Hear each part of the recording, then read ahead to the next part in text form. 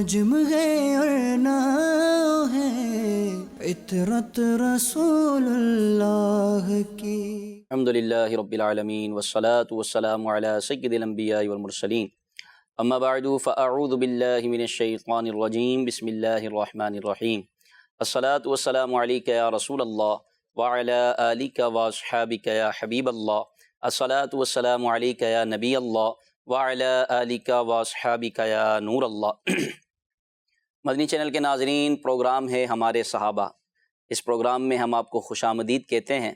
اس programme میں صحابہ کرام علیہم الرضوان کی پیاری پیاری سیرت کا بیان ہوتا ہے، اور کسی ایک صحابی رسول رضی اللہ تعالی عنہ کی مبارک سیرت آپ کے سامنے بیان کی جاتی ہے۔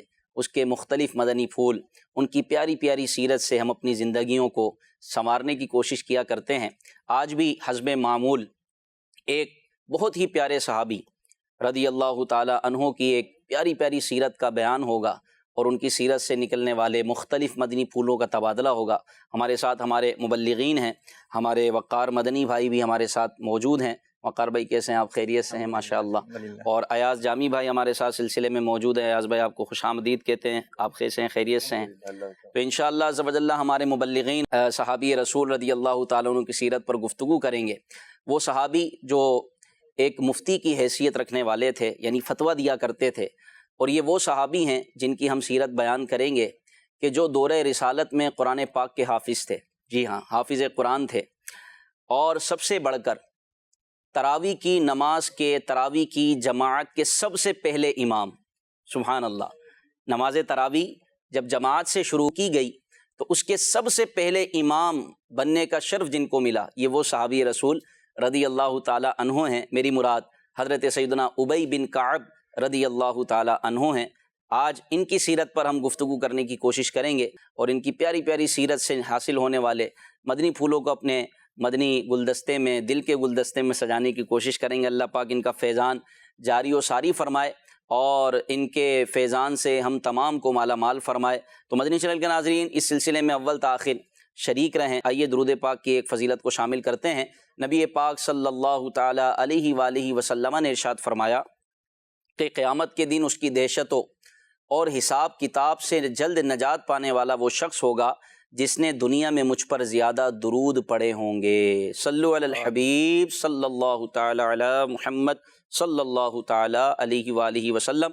تو درود پاک پڑھتے رہیے۔ اور یہ وہ صحابی رسول ہیں کہ یہ درود پاک کی کثرت کرنے والے صحابی ہیں، یعنی ان کا بھی ایک پورا تفصیلی واقعہ ہے جو کہ انشاءاللہ ہم بیان کریں گے، اور ہمارے مبلغین اس پر گفتگو بھی کریں گے۔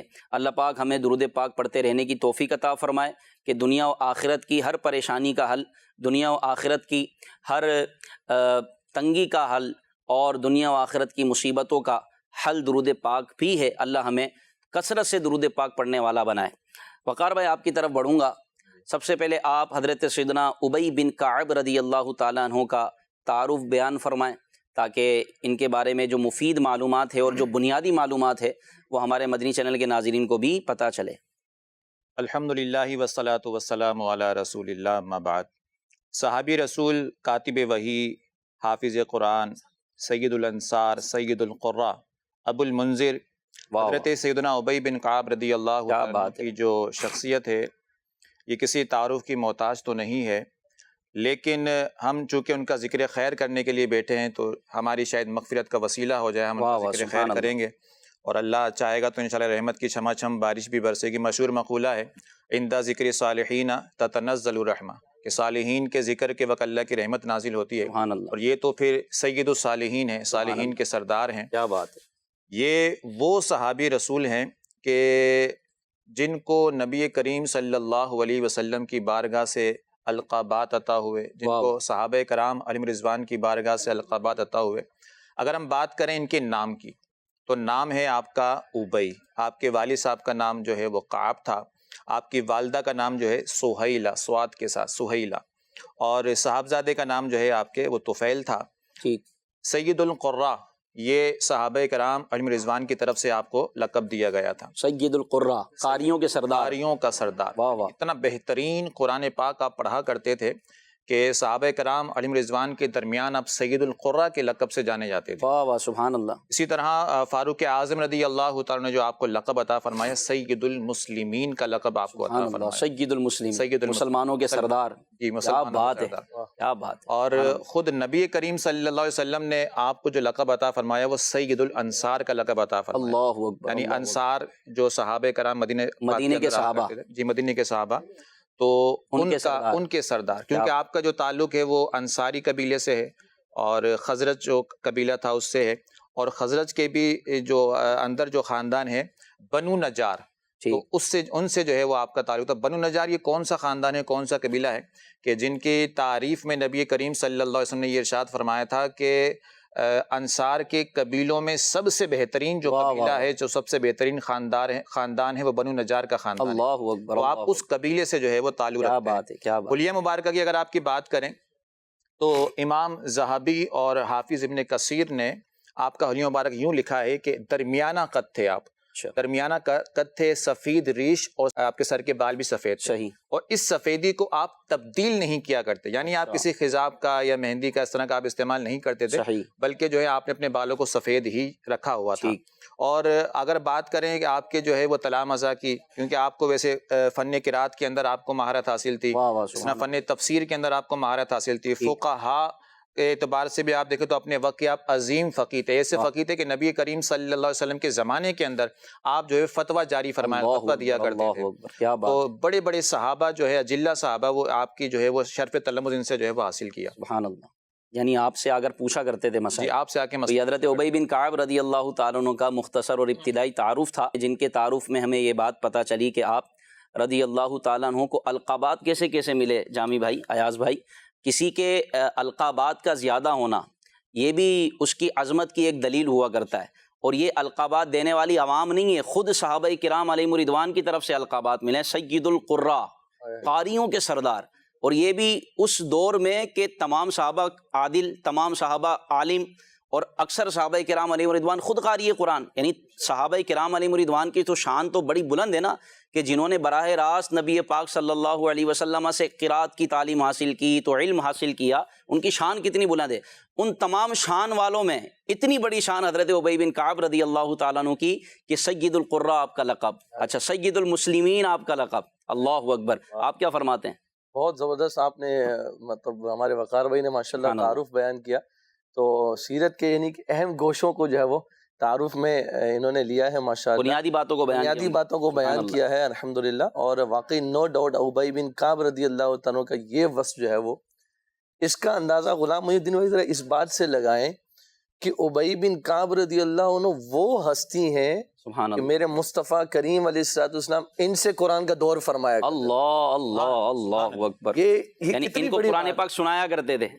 یعنی یہ دور کا لفظ ہمارے جو حفاظ ہیں وہ زیادہ سمجھتے ہیں کہ جب تراویح کا موقع آتا ہے تو سامع اور حافظ جس طرح آپس میں دور کر رہے ہوتے ہیں، تو مدنی چینل کی ناظرین یہ دور ہے نا، مدنی چینل کے ناظرین یہ دوڑ نہ سمجھ، دور ہے راہ کے ساتھ۔ جی جی، تو جس طرح نبی کریم علیہ السلام جس ہستی کے ساتھ قرآن کا دور فرما رہے ہیں، وہ ہستی ہے حضرت ابی بن کعب رضی اللہ تعالیٰ عنہ۔ اور جیسے آغاز میں ہی ہمارے غلام محی الدین بھائی نے کہا کہ حضرت فاروق اعظم رضی اللہ تعالیٰ عنہ جس ہستی کا انتخاب کرتے ہیں تراویح کی امامت کے لیے، تو آپ دیکھیے کہ وہ کون ہستی ہیں، وہ حضرت ابی بن کعب، تمام صحابہ کو ان کے پیچھے جمع کر دیا۔ اللہ اکبر۔ تو یہ حضرت ابی بن کعب رضی اللہ تعالیٰ کا وہ نمایاں وصف ہے کہ اللہ تبارک و تعالیٰ نے انہیں وہ عظمت اور شان عطا فرمائی کہ قرآن پاک کے تعلق سے ان کو خاص مرتبہ اور مقام حاصل ہے۔ اور یہاں پر ایک اور بات بھی غلام محی الدین بھائی میں عرض کرنا چاہوں گا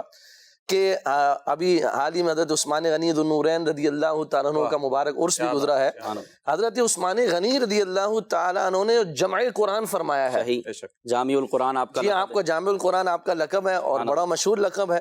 تو جمع قرآن کی مجلس کے اندر جو آپ نے صحابہ کی ایک یوں سمجھیے کمیٹی بنائی, ایک مجلس بنائی جس کو مقرر کیا اس کام کے اوپر, ان صحابہ میں پیش جو ہستی ہیں وہ حضرت ابی بن کعب رضی اللہ تعالیٰ عنہ. کتنا بڑا وصف ہے حضرت ابی بن کعب رضی اللہ تعالیٰ عنہ کا, کہ آج بھی دیکھیے ہم قرآن پاک جو پڑھ رہے ہیں صدقہ ہے حضرت ابی بن کعب رضی اللہ تعالیٰ عنہ کا, کہ یہ ان کا فیضان ہے الحمدللہ جو ہمیں نصیب ہوا ہے. تو اللہ تعالیٰ نے اس قدر عظمت اور شان جو ہے وہ حضرت ابی بن کعب رضی اللہ تعالیٰ عنہ کو عطا فرمائی تھی. اور قرآن ہی کے تعلق سے اگر ہم بات کریں نا غلام محی الدین بھائی, تو ان کی ایک زبردست صلاحیت, زبردست خاصیت یہ بھی تھی کہ قرآن پاک ہی کے تعلق سے ایک علم ہے جس کو ہم ناسخ اور منسوخ کا علم کہتے ہیں. تو اس علم میں بھی کمال درجے کی مہارت رکھنے والے حضرت ابی بن کعب رضی اللہ تعالیٰ عنہ تھے. یعنی قرآن پاک کی قرات کے ساتھ ساتھ اگر ہم یوں کہیں تو بجا ہوگا کہ اس کے اسرار و رموز کے ساتھ آپ اس کو جانتے ہیں. کے ساتھ قرآن پاک کو جاننے والی ہستی حضرت ابی بن کعب رضی اللہ تعالیٰ عنہ. اللہ تعالیٰ نے ایسا مقام اور مرتبہ. کیا بات. آپ کے زمانے کے اندر جو صحابہ کرام جنہوں نے قرآن پاک کو حفظ کر لیا تو وہ 6 صحابہ کرام تھے. سبحان اللہ. ان کے اندر آپ کا بھی سب سے سر فہرست جو نام ہے وہ آپ کا نام آتا ہے, کہ قرآن پاک کو آپ کا انداز یہ تھا جتنا قرآن پاک نازل ہوتا رہتا آپ جو ہے وہ اس کو سماعت کرتے رہتے اور سنتے رہتے, اس کو یاد کرتے رہتے, یہاں تک کہ نبی کریم صلی اللہ علیہ وسلم کی حیات مبارکہ کے اندر آپ نے جو ہے وہ مکمل قرآن پاک کو حفظ کر لیا. بہت بڑی اعزاز کی بات ہے. اور یہی نہیں, آپ حضور صلی اللہ علیہ وسلم نے آپ کے بارے میں خاص ارشاد میں 4 صحابہ کرام کے نام لیے اور ان کی جو تعریف فرمائی تو فرمایا اقرأہم, قرآن میں جو سب سے بڑا جو قاری ہے وہ ابی بن کعب. سبحان اللہ. حضرت ابی بن کعب رضی اللہ تعالیٰ عنہ آج دیکھیں وہ قاری قرآن تھے, قاری قرآن پڑھنے والوں کے سردار تھے. آج ان کا کیسا ذکر ہو رہا ہے. اور یقین مانیں یہ قرآن پاک کا فیضان ہے کہ جتنا قرآن پاک پڑھا جائے گا, جتنا قرآن پاک کی قرات کی جائے گی, اس کی برکتیں ملیں گی. اور جو قرآن کا قاری مشہور ہو جائے پھر اس کی تو شان ہی نرالی ہے. اللہ پاک ہمیں قرآن پڑھنے کی توفیق عطا فرمائے. حضرت ابی بن کعب رضی اللہ تعالیٰ عنہ کی سیرت سے یہ بات سیکھنے کو ملی کہ قرآن پڑھیں, اور ہو سکے اللہ تبارک و تعالیٰ توفیق عطا فرمائے تو اس طرح پڑھیں کہ آپ قاری مشہور ہو جائیں, آپ کو لوگ کہیں کہ بھائی قاری قرآن ہے, سید القراء. حضرت ابی بن کعب رضی اللہ تعالیٰ عنہ کا لقب تھا. کاش ہم ایسے پیارے پیارے القابات ایک دوسرے کو دینا, ہم تو عجیب و غریب القابات دے رہے ہوتے ہیں ایک دوسرے کو, تو ایسے پیارے پیارے القابات. کوئی آپ کو کہے یار یہ نمازی ہے, تہجد پڑھنے والا تو یہ نمازی ہے, 5 وقت کا نمازی, یہ بھی ایک لقب ہے نمازی ہونا. اسی طرح قاری قرآن ہونا یہ بھی ایک لقب ہے. قرآن کو اچھے انداز میں پڑھیں, ورتل القرآن ترتیلا, قرآن کو خوب ٹھہر ٹھہر کر پڑھو, پھر آپ دیکھیں کیسے مزے آئیں گے, کیسی برکتیں ملتی ہیں. اللہ پاک ہمیں قرآن پاک پڑھتے رہنے کی توفیق عطا فرمائے. بلکہ یہاں تک کتابوں میں لکھا ہے کہ جس کی عادت تھی قرآن کریم پڑھنے کی اور وہ دنیا سے ایمان کی حالت میں گیا تو وہ قبر میں بھی قرآن پاک کی تلاوت کرے. بلکہ اس طرح کے واقعات ملتے ہیں کہ کئی بزرگان دین جو قرآن پاک کی تلاوت کرنے کا شوق رکھتے تھے تو بعد وصال ان کی قبر انور سے تلاوت قرآن مجید کی آواز آئی اور لوگوں نے سنی. اللہ اکبر. اللہ پاک ہمیں نصیب فرمائے. حضرت ثابت بنانی رضی اللہ عنہ کے بارے میں آتا ہے نا غلام محی الدین بھائی, کہ جامع مسجد کا کوئی ستون نہ تھا جس کے پاس آپ نے ختم قرآن نہ فرمایا. قرآن سے ایسی محبت تھی. اور پھر جب آپ کی صاحبزادی سے پوچھا گیا تو انہوں نے بتایا کہ والد صاحب جب حیات تھے تو دعا مانگا کرتے تھے, اے اللہ اگر تو قبر میں کسی کو نماز اور تلاوت کی توفیق دے تو مجھے ضرور توفیق عطا فرما. تو رب تعالیٰ نے ان کی دعا کو ایسی قبولیت کا درجہ عطا فرمایا کہ جب لوگ ان کی قبر انور کے پاس سے گزرتے تو قبر سے تلاوت کی آواز آ رہی ہوتی تھی. اللہ اکبر. کیا پیارے لوگ تھے مدنی چینل کے ناظرین, اور اب بھی ایسے ہیں الحمدللہ. دعوت اسلامی کے ماحول میں آپ کو ملیں گے چھوٹے چھوٹے بچے حفظ قرآن کی سعادت حاصل کر رہے ہیں الحمدللہ. یہ دعوت اسلامی کی برکت ہے. مدرسۃ المدینہ میں چند ماہ میں پڑھنے والے طلبہ ہیں کہ جنہوں نے چند ماہ میں قرآن مجید کو جو ہے حفظ کر لیا اور اب وہ ماشاءاللہ قرآن مجید کو باقاعدہ اس کو سمجھ رہے ہیں. یعنی قرآن پاک کو قرات کرنا یہ بھی بڑے اعزاز کی بات ہے, پھر قرآن کو سمجھنا. تو حضرت ابی بن کعب رضی اللہ تعالیٰ عنہ میں یہ دونوں صفات تھیں کہ آپ قاری قرآن بھی تھے, عالم قرآن بھی تھے. اللہ اکبر اللہ اکبر. آپ کے قبول اسلام کا واقعہ اور آپ کا خوف خدا.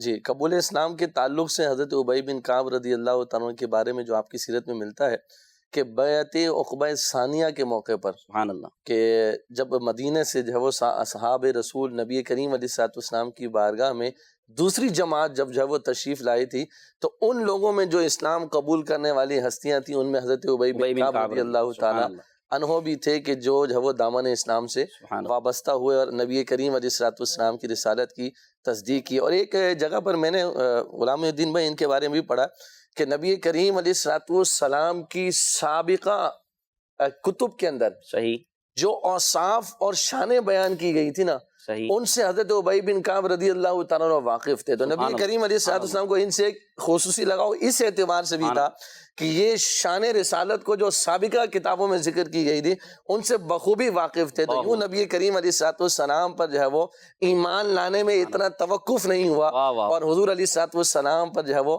ایمان لائے، اسلام قبول کر کے دامن اسلام سے وابستہ ہوئے. اور دیکھیے نا، خوف خدا کی اگر ہم بات کریں تو ہم جو ہے نا غلام الدین بھائی قرآن کے قاری، سبحان اللہ، عالم قرآن، قرات کے ماہر ہوں، اور پھر خوف خدا نہ ہو. انما یخشی اللہ من عبادہ العلماء، اللہ سے خوف تو اس کے بندوں میں علماء ہی رکھتے ہیں. اور پھر جو سید القراء ہوں، جو سید الانصار ہوں، سید المسلمین ہوں، جن سے حضور علیہ الصلوۃ والسلام قرآن کا دور فرمائے، قرآن سنے جس ہستی سے، اس کے خوف خدا کا کیا عالم ہوگا. اللہ اکبر. تو با کمال خوف خدا جو ہے وہ حضرت ابی بن کعب رضی اللہ تعالیٰ عنہ کا اللہ تبارک و تعالیٰ نے نمایاں وصف آپ کو یہ بھی عطا فرمایا. سبحان اللہ، سبحان اللہ. وقار بھائی، اگلا سوال آپ سے یہ کروں گا کہ جس طرح ایاز بھائی نے اپنی گفتگو میں ذکر فرمایا کہ نبی پاک صلی اللہ علیہ وسلم کا آپ سے دور فرمانا، جی، تو اس کا انداز کیا ہوا کرتا تھا؟ بہت پیارا انداز تھا. اس پہ روایت ہے، وہ آپ کو سناتا ہوں، جس میں یہ بھی ثابت ہوگا کہ نبی کریم صلی اللہ علیہ وسلم نے آپ سے کس طرح جو ہے وہ ارشاد فرمایا دور کے حوالے سے. اور یہ بھی اس سے معلوم ہوگا کہ اللہ تبارک و تعالیٰ کتنی محبت آپ سے فرماتا ہے. یعنی ایک تو بندہ ہے کہ بندہ اپنے رب سے محبت فرماتا ہے، اور جس سے رب محبت فرمائے تو اس کی شان ہی نرالی ہے. ویسے تو رب تبارک و تعالیٰ تمام صحابہ سے محبت فرماتا ہے، بے شک، لیکن ابی بن کعب رضی اللہ عنہ اس اعتبار سے ایک بڑی خصوصیت رکھتے ہیں. تو وہ اس روایت سے سنتے ہیں، انس بن مالک رضی اللہ عنہ اس کے راوی ہیں، کہ آپ فرماتے ہیں کہ نبی کریم صلی اللہ علیہ وآلہ وسلم نے ابی ابن کعب رضی اللہ تعالیٰ عنہ سے ارشاد فرمایا کہ اللہ نے مجھے حکم دیا ہے کہ میں تمہیں قرآن سناؤں. اللہ اکبر، اللہ اکبر. یعنی اللہ حضرت ابی بن کعب کے متعلق یہ فرمایا گیا نبی پاک صلی اللہ علیہ وسلم کو حکم ارشاد فرمایا اللہ نے کہ آپ نے قرآن سنانا ہے ابی بن کعب رضی اللہ تعالیٰ عنہ. اللہ اکبر. اب جب یہ گفتگو ہوئی، نبی کریم صلی اللہ علیہ وسلم نے ابی بن کعب سے ارشاد فرمایا کہ اللہ نے مجھے اس طرح حکم ارشاد فرمایا کہ میں تمہیں قرآن سناؤں، تو اس پر آپ بڑے حیران ہوئے کہ یعنی میرا نام لے کے. تو آپ نے پھر سوال کر دیا نا، آپ نے جو ہے وہ عرض کیا یا رسول اللہ صلی اللہ علیہ وسلم، کیا اللہ تعالیٰ نے میرا نام لے کر آپ کو تلاوت کرنے کا ارشاد فرمایا؟ جس پر نبی کریم صلی اللہ علیہ وسلم ارشاد فرمایا کہ ہاں، اللہ تبارک و تعالیٰ نے تمہارا نام لے کر مجھے حکم دیا ہے کہ میں تمہیں قرآن سناؤں. راوی کہتے ہیں جب یہ ارشاد فرمایا نا آقا کریم صلی اللہ علیہ وسلم نے، تو حضرت ابی بن کعب رضی اللہ تعالیٰ عنہ کی آنکھوں میں آنسو آ گئے. اب یعنی کہ یہ بھی ایک بہت بڑا اعزاز تھا نا. تو بعض اوقات آنسو جو ہے خوشی کی وجہ سے، ہر دفعہ آنسو جو ہے وہ اس بنا پہ نہیں ہوتے کہ بندہ جو ہے وہ غم کی وجہ سے رو رہا. تو یہ اس بنا پہ تھے کہ اللہ تبارک و تعالیٰ کا اتنا بڑا مجھ پہ کرم ہو گیا کہ آقا کریم صلی اللہ علیہ وسلم جو سید الانبیاء کائنات ہیں، کائنات کے سردار ہیں، سید الانبیاء ہیں، تو ان سے اللہ تبارک و تعالیٰ میرا نام لے کر جو ہے ارشاد فرمایا. تو یوں جو ہے وہ آپ نے ایک تو یہ بھی واقعہ ہے. اچھا، ایک اور اس روایت اس کے متعلق ہے. انس بن مالک فرماتے ہیں کہ نبی کریم صلی اللہ علیہ وسلم نے ابی بن کعب سے فرمایا، اور یہ سورہ بینہ کے تعلق سے، کہ اللہ نے مجھے حکم دیا ہے کہ میں تمہارے سامنے سورہ بینہ لم یکن الذین کفروا جو 30ویں پارے کے اندر موجود ہے، تو کہا کہ یہ پڑھوں. ابی بن کعب نے عرض کی کہ اللہ نے کیا میرا نام لے کر اس طرح ارشاد فرمایا؟ ٹھیک. تو آپ نے ارشاد فرمایا نعم، جی ہاں. یہ سن کر ابی بن کعب رضی اللہ عنہ کی آنکھوں سے جو ہے وہ آنسو جاری ہو گئے.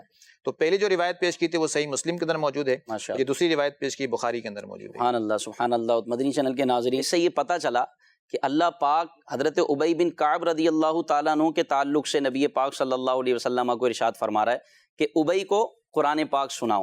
اس کا مطلب یہ ہوا کہ حضرت ابی بن کعب رضی اللہ تعالیٰ عنہ کی تلاوت نبی پاک کے صدقے اتنی قبول ہوئی کہ اللہ پاک ان کی طرف بھیج رہا ہے اور ان کے طرف نبی پاک صلی اللہ علیہ وسلم کو حکم ارشاد فرما رہا ہے. اچھا، اس کی حکمتیں کئی علماء نے بیان فرمائیں کہ یہ کیوں حکم ارشاد فرمایا کہ نبی پاک صلی اللہ علیہ وسلم حضرت ابی بن کعب کو قرآن سنائیں، تو اس کی ایک حکمت یہ تھی کہ یہ سنت ہو جائے کہ قرآن سنانا بھی سنت ہے، قرآن سننا بھی سنت ہے، تو یہ امت کو تعلیم دینا مقصود بھی تھی، اور ساتھ ہی حضرت ابی بن کعب رضی اللہ تعالیٰ عنہ کا مقام بھی ظاہر کرنا مقصود تھا کہ نبی پاک صلی اللہ علیہ وسلم کی بارگاہ میں، اللہ پاک کی بارگاہ میں اتنا بلند مقام ہے حضرت ابی بن کعب رضی اللہ تعالیٰ عنہ کا۔ اللہ اکبر۔ اللہ پاک ہمیں قرآن پاک پڑھتے رہنے کی توفیق عطا فرمائے، جتنا قرآن پاک پڑھیں گے اتنی برکتیں ملیں گی، اور اگر یہ پڑھنا قبول ہو گیا تو یقین مانے مرتبے بھی اتنے بڑھیں گے، درجات بھی اتنے بڑھیں گے۔ اللہ پاک ہمیں نصیب فرمائے۔ حضرت ابی بن کعب رضی اللہ تعالیٰ عنہ جس طرح قرآن پاک کی تلاوت کیا کرتے تھے،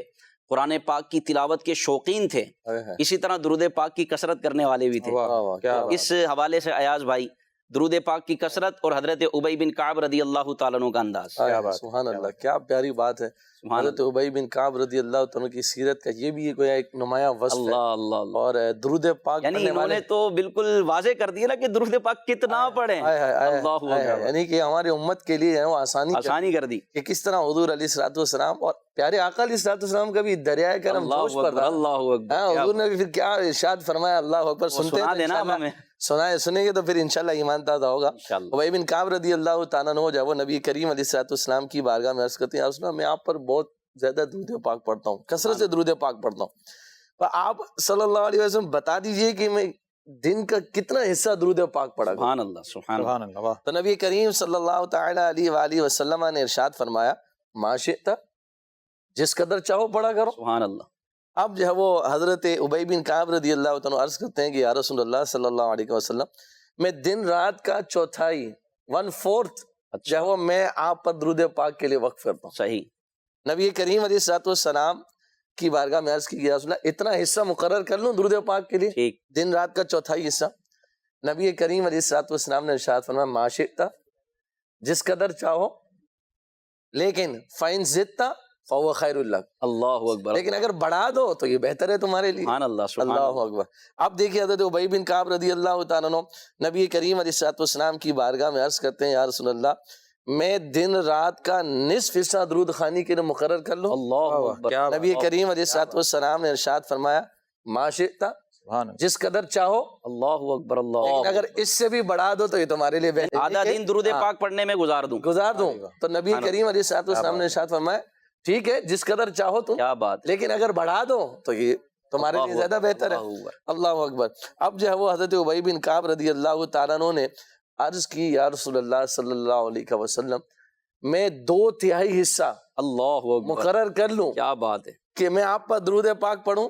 نبی کریم علیہ الصلوۃ والسلام نے ارشاد فرمایا، جس قدر تم چاہو، لیکن فَإِن زِدْتَ فَهُوَ خَيْرٌ لَكَ۔ اللہ اکبر۔ حضور علیہ الصلوۃ والسلام نے ارشاد فرمایا کہ اگر تم اس سے بھی زیادہ بڑھا دو تو یہ تمہارے لیے بہتر ہے۔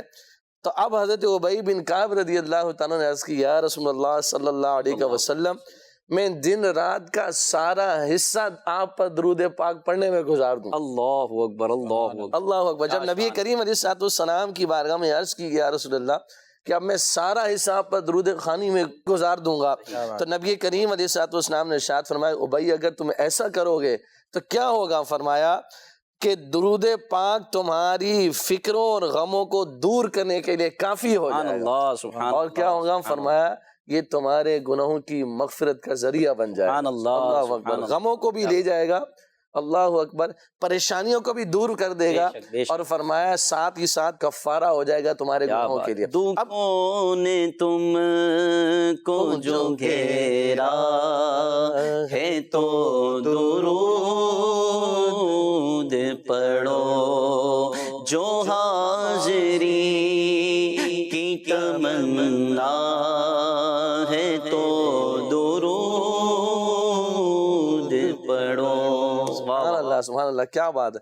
تو اب دیکھیے مدنی چینل کے ناظرین، کتنی پیاری بات حضرت ابی بن کعب رضی اللہ تعالیٰ عنہ کہ سارا دن حضور آپ پر درود پاک پڑھنے میں صرف کر دوں گا، تو نبی کریم علیہ الصلوۃ والسلام نے کیسی زبردست بشارت عطا فرمائی، تمہارے غموں کے لیے، پریشانیوں کے لیے یہ کافی ہوگا، اور تمہارے گناہوں کا کفارہ بن جائے گا۔ اب یہاں پر جو ایمان افروز بات جو ہے وہ غلام محی الدین بھائی، مولانا نقی علی خان صاحب رحمۃ اللہ تعالیٰ علیہ نے اپنی کتاب انوار جمال مصطفیٰ میں جو ہے وہ جو لکھی ہے نا، وہ بڑی عشق والی محبت والی بات ہے، درود کی محبت کو اور دل میں اجاگر کر اور فرماتے ہیں کہ بزرگ ترین ثمرات اور گرامی ترین فوائد صلاۃ یہ ہیں کہ جب آدمی درود پاک کے آداب کا لحاظ رکھتے ہوئے سرکار مکہ مکرمہ سلطان مدینہ منورہ صلی اللہ علیہ وآلہ وسلم کی ذات طیبہ پر کثرت کے ساتھ درود بھیجتا ہے تو آپ علیہ الصلوۃ والسلام کی محبت اس کے تمام دل کو گھیر لیتی ہے۔ اللہ کیا بات ہے، اللہ، یہ بزرگ ترین ثمرات ہیں درود پاک۔ درود پاک کے افضل ترین فائدہ یہ ہوگا کہ جب بندہ توجہ کے ساتھ، محبت کے ساتھ، عقیدت کے ساتھ درود پاک پڑھے گا تو حضور کی محبت اس کے سارے دل کو گھیر لے گی، آئے ہائے، اور جب سارے دل کو گھیر لے گی تو فرمایا اس شجر محبت سے حضور علیہ الصلوۃ والسلام کی طاعت اور اتباع کا ثمرہ حاصل ہوگا۔ یعنی جب دل سے کو ساری محبت حضور علیہ الصلوۃ والسلام کی سارے دل کو جو ہے وہ جب محبت گھیر لے گی تو اس کا فائدہ کیا حاصل ہوگا؟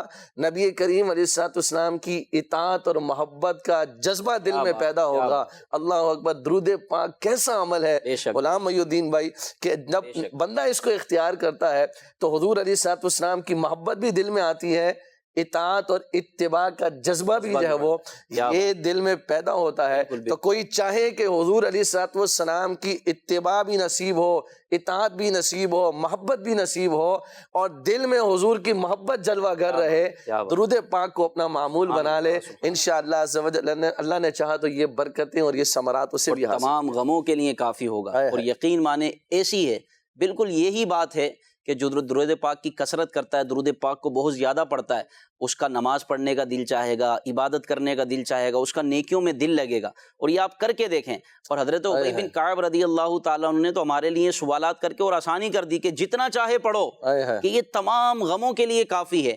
فرائض و واجبات کا وقت نکال کر جو اوراد و وظائف مقرر کیے ہیں آپ وہ پڑھنا چاہیں بھلے سے پڑھیں، اس کے علاوہ جتنا درود پاک پڑھنا چاہیں پڑھیں، اٹھتے بیٹھتے چلتے پھرتے آپ درود پاک کی کثرت کریں، آپ کے چہرے پر نور ہوگا، زبان میں عجیب سی لذت ہوگی، نیکیوں میں دل لگے گا۔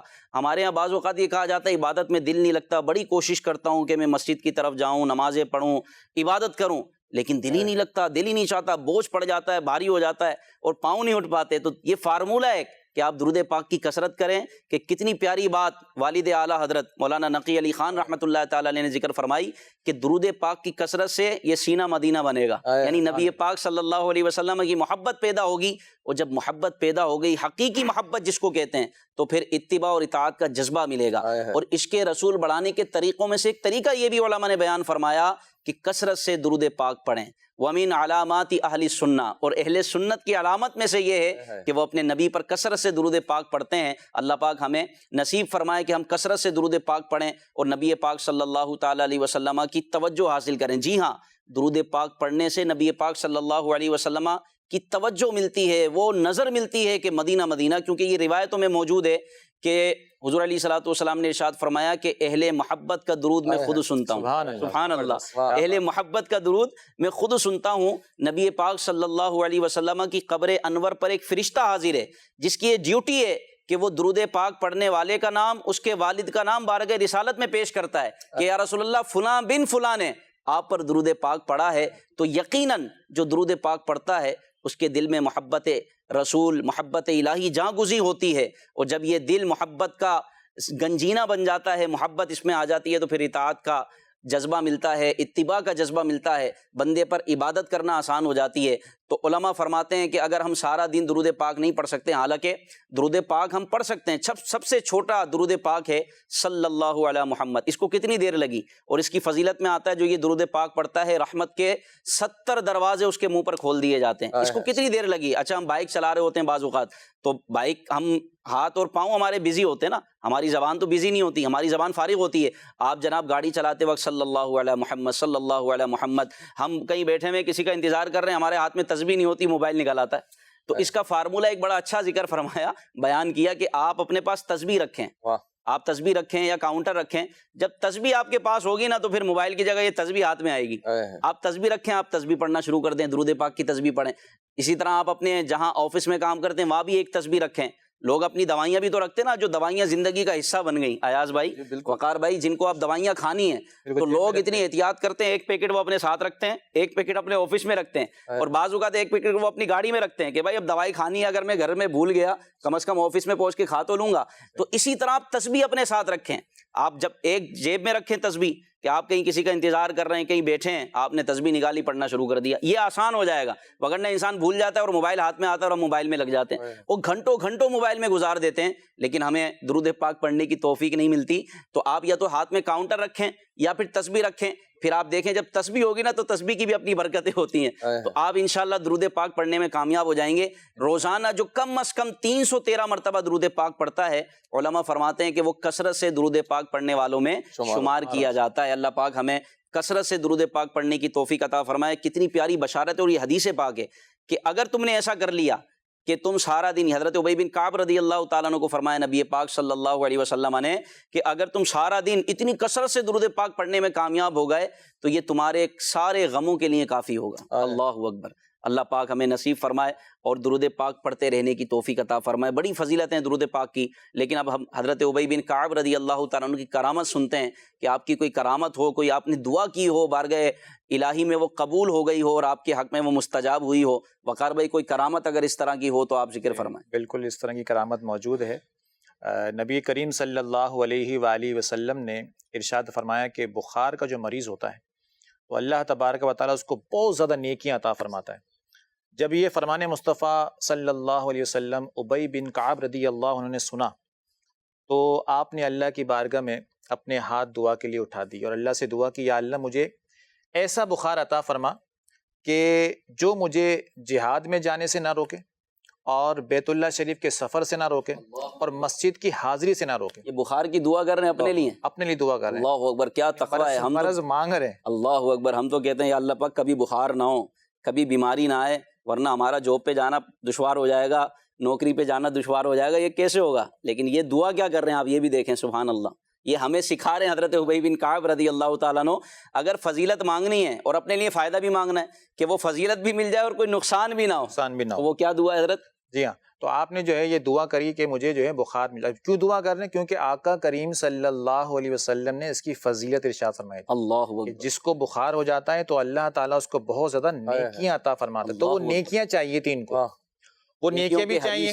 اچھا، بعض اوقات ایسا ہوتا ہے بخار زیادہ ہو گیا، اب بندہ وہ مسجد کی حاضری نہیں دے پا رہا، یا جو نیکیاں وہ کر سکتا تھا تو وہ نہیں کر پا رہا. تو آپ نے ایسا بخار بھی نہیں مانگا. اچھا، آپ نے دعا یہ کی مولا بخار وہ دینا کہ جو مسجد کی حاضری سے نہ روکے، جو نیکی کرنے سے نہ روکے، جو بیت اللہ کا سفر کرنے سے نہ روکے، جو جہاد میں جانے سے نہ روکے. بخار رہے تاکہ بخار کا جو ثواب ہے وہ بھی مل جائے اور جو نیکیاں میں کرتا آ رہا ہوں وہ نیکی کرنے میں بھی کامیاب ہو جائے. تو آپ کو پھر بخار ہو گیا. راوی کہتے ہیں کہ آپ ہر وقت آپ کا جو بدن تھا وہ جلتا رہتا تھا، بخار کی کیفیت جو ہے وہ آپ پر طاری رہتی تھی. لیکن اس حالت کے اندر بھی آپ نہ تو جہاد سے رکتے تھے، غزوہ بدر کے اندر بھی آپ شرکت آپ نے فرمائی، غزوہ احد کے اندر بھی آپ نے شرکت فرمائی، غزوہ خندق میں آپ نے شرکت فرمائی، کئی آپ نے محاذ پہ شرکت فرمائی. صحیح. جہاد میں آپ جانے سے رکے نہیں، حالانکہ بخار آپ پر طاری رہتا تھا.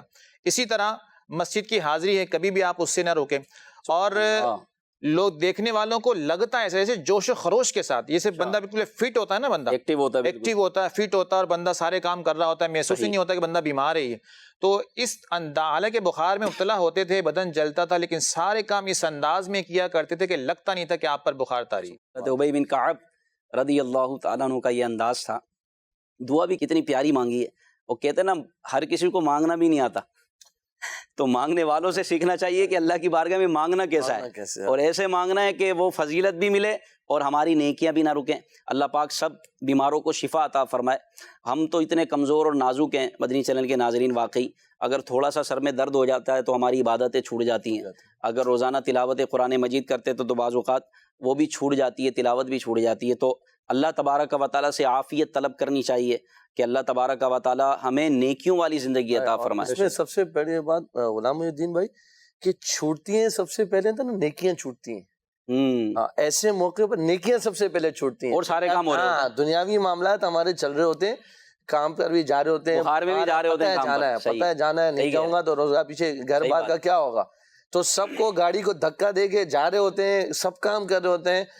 کہاں پر آ کر ہمارا یہ عذر بالکل نمایاں ہو جاتا ہے؟ جب مسجد میں حاضری کی باری آ جاتی ہے، جب کوئی دینی موقع کی باری آ جاتی ہے، تو پھر یہ ہمارا جس کو آپ کہیے کہ عذر جو ہے نا بام عروج پر ہوتا ہے، اور پھر ہم کہتے ہیں بھائی ہمیں ہفتہ وار اجتماع میں کیوں نہیں آیا بس ایاز بھائی؟ ارے درد تھا، سر میں درد تھا. ارے آپ صبح تو گئے تھے کام پر، تو وہ جب ہلکا ہو گیا تھا تھوڑی گولی وغیرہ کھا لی تھی میں نے.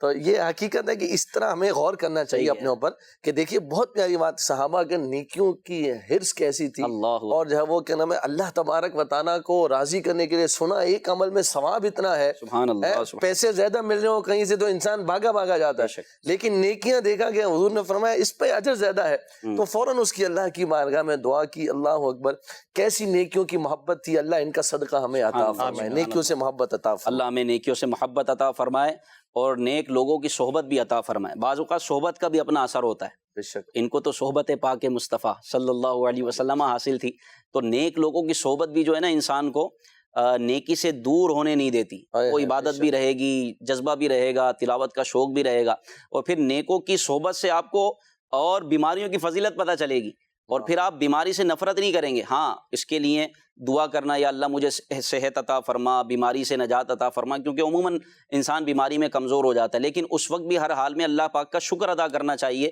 کہ اللہ پاک نے مجھے بخار ہی دیا نا، کوئی بڑی موذی بیماری تو نہیں دی. بلکہ کسی نے کہا کہ اگر تم شکوے پر اتر آؤ اور شکایت کرنے لگو میرے پاس یہ نہیں ہے، یہ نہیں ہے، یہ نہیں ہے، تو کبھی ایک مرتبہ ہاسپٹل کا چکر لگا کر آئیں. اللہ اور بطور خاص جو ایمرجنسی وارڈ ہوتا ہے نا، آپ ایک مرتبہ وہاں سے ذرا چکر لگا کر آئیں، وہاں سے گھوم کر آئیں.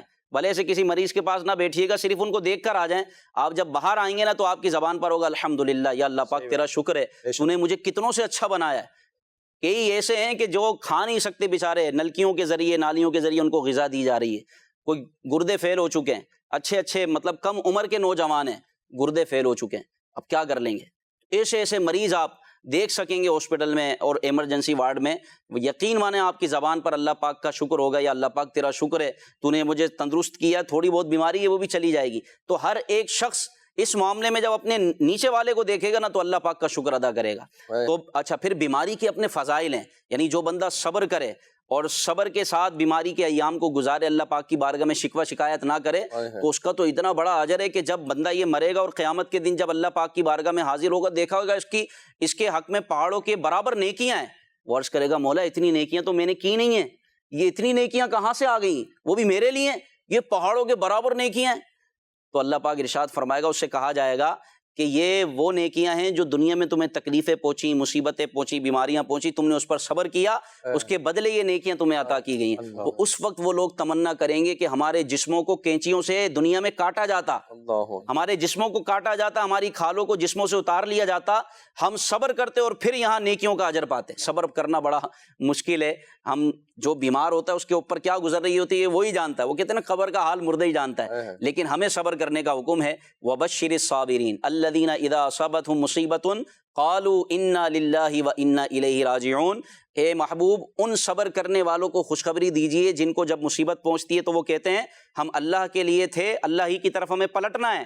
اور ان کو یہ خوشخبری دیجئے کہ ان پر ان کے رب کی طرف سے رحمتیں اور درود نازل ہوتی ہیں. کیا بات. تو اللہ پاک ہمیں صبر کرنے کی بھی توفیق عطا فرمائے، اور اللہ پاک کی بارگاہ میں جب بھی سوال کریں عافیت کا سوال کریں. اگر اللہ بیماری بھی دے تو ہماری عبادت نہ چھوٹے، ہماری مسجد کی حاضری نہ چھوٹے، ہمارا عمرہ کرنا نہ چھوٹے، ہمارا تلاوت قرآن مجید کا سلسلہ ختم نہ ہو. اللہ پاک اگر بیماری بھی دے تو ایسی بیماری دے کہ ہماری عبادت جاری رہے. اللہ صحت و سلامتی والی نیکیوں بھری زندگی عطا فرمائے اور گناہوں بھری زندگی سے اللہ پاک نجات عطا فرمائے. مصیبت پر صبر کے تعلق سے آپ ابھی بیان فرما رہے تھے غلام محی الدین بھائی جی، تو اس حوالے سے حضرت ابی بن کعب رضی اللہ تعالیٰ عنہ نے ایک بڑی خوبصورت روایت بیان فرمائی.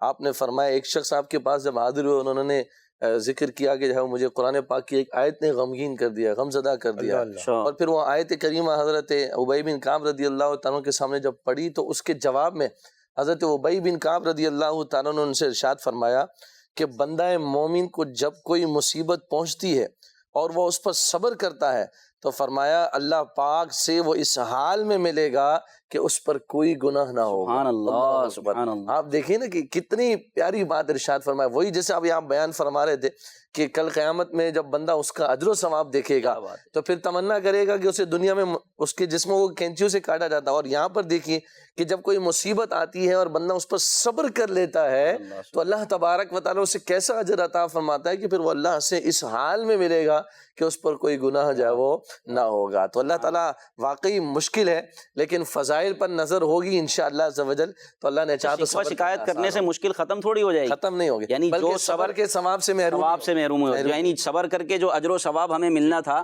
اس سے محرومی ہو جائے گی. باقی تکلیف تو اپنی جگہ پر ہے. شکوہ شکایت کر کے اچھا لوگ پتہ ہے کیا کہتے ہیں, ہم تو دل ہلکا کر رہے تھے, ہمارا تھوڑا سا دل ہلکا نہیں, آپ ثواب سے محروم ہو گئے. مصیبت اپنی جگہ پر ہے, تھوڑی دیر کے بعد پھر دل بھاری ہو جائے گا. لیکن یہ ہے کہ نیکیاں آپ کی چلی گئی, ثواب چلا گیا شکوہ شکایت کر کے. اللہ پاک ہمیں صبر کرنے کی توفیق عطا فرمائے. بڑا پیارا وصف ہے صبر کرنا, مصیبتوں پر صبر کرنا. اور یہاں پر غلام محی الدین بھائی جیسے آپ نے بہت پیاری بات کی کہ جب ہم اللہ کی بارگاہ میں یہ دعا مانگیں کہ اللہ تبارک و تعالی ہمیں عافیت عطا فرمائے, اور اگر کوئی آزمائش آئے تو اللہ ہمیں اپنی عبادت سے دور نہ فرمائے. تو صابر کی کہیں ایک جگہ پر ڈیفینیشن پڑی تھی کہ صابر ہوتا کون ہے.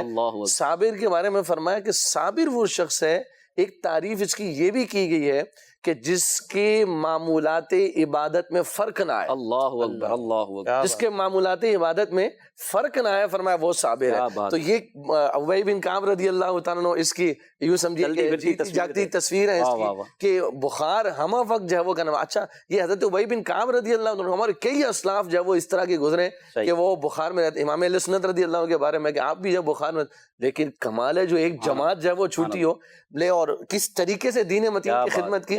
تو صابر وہی ہے کہ پھر معمولات عبادت میں فرق جو ہے وہ نہ آئے. تو اللہ تعالیٰ ہمیں ایسا صبر کرنے کی توفیق صابر و شاکر بنائے, صبر کرنے والا بھی بنائے, شکر کرنے والا بھی بنائے. بندہ مومن کہ جس کے بارے میں فرمایا کہ وہ صبر کرے گا تو قیامت کے دن یہ ہے کہ اس کو نیکیاں ملیں گی پہاڑوں کے برابر, اور پھر وہ جب اللہ پاک کی بارگاہ میں جائے گا تو اس کے جسم پر کوئی گناہ نہیں ہوگا. بندہ مومن کی علامات کیا ہیں؟ کیا بات ہے.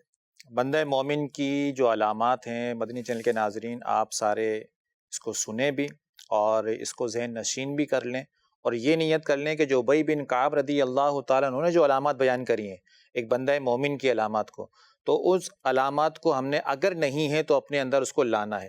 اور وہ علامات یہ ہیں, بہت سمپل سی آپ نے بات کری. ارشاد فرمایا کہ مصیبت میں جب بندہ مومن مبتلا ہوتا ہے تو صبر کرتا ہے, واہ واہ واہ, اور جب نعمت پاتا ہے تو شکر کرتا ہے, جب بات کرتا ہے تو سچ بولتا ہے, جب فیصلہ کرتا ہے تو انصاف کرتا ہے. 4 باتیں ارشاد فرمایا. صبر کرنا, شکر کرنا, سچ بولنا اور انصاف کرنا, یہ ہے مومن. جو یہ اختیار کرتا ہے جو مسلمان وہ ہے بندہ مومن. یہ مومنوں کی خصلتیں ہیں, مومنوں کی عادتیں ہیں, مومنوں کی صفات ہیں. اللہ پاک ہمیں مومنانہ صفات سے متصف فرمائے, نیک لوگوں کی صحبت عطا فرمائے. صالحین کا ہم ذکر کر رہے ہیں, حضرت ابی بن کعب رضی اللہ تعالیٰ عنہ کا ذکر خیر ہو رہا ہے, اور ان کی سیرت کے بہت ہی حسین لمحات اور بہت ہی حسین واقعات ہم نے سنے ہیں. اللہ پاک ہمیں ان کی سیرت پر عمل پیرا ہونے کی توفیق عطا فرمائے, ان کے نقش قدم پر چلنے کی توفیق عطا فرمائے, اور جو ہم نے سنا حتی الامکان ایک کاش ہم اس پر عمل کرنے والے بن جائیں. اور عمل اسی صورت میں ہوگا کہ جب ہم نیکوں کی صحبت میں بیٹھیں گے, صحابہ سے محبت کرنے والوں کی صحبت میں بیٹھیں گے, اور ایسے لوگوں کی صحبت میں بیٹھیں گے جہاں نیکیوں کی ترغیب ملتی ہے. دعوت اسلامی کا مدنی ماحول آپ کے سامنے ہے, اس کے ساتھ وابستہ ہو جائیے. انشاءاللہ نیکیوں کا رنگ چڑھے گا, عبادت میں دل لگے گا, اور اللہ نے چاہا تو انشاءاللہ سستیاں غفلتیں دور ہوں گی, اور ہمارے قدم خود بخود مسجد کی طرف اٹھیں گے جب ہماری عبادت کی عادت بن جائے گی. اللہ پاک ہمیں عمل خیر کی توفیق عطا فرمائے. سلسلے کا اختتام ہوا. اللہ تبارک و تعالیٰ سے دعا ہے اللہ تعالیٰ اس سلسلے کو بھی اپنی بارگاہ میں قبول فرمائے, ہم دیکھنے سننے والوں کے لیے اس کو ذریعہ نجات بنائے. آمین بجاہ النبی الامین صلی اللہ تعالی علیہ وآلہ وسلم. صلو علی الحبیب صلی اللہ تعالی علی محمد صلی اللہ تعالی علیہ وسلم. اہل سنت کا ہے بیڑا پار, اصحاب حضور نجم ہے اور ناؤ ہے, عطرت رسول اللہ کی.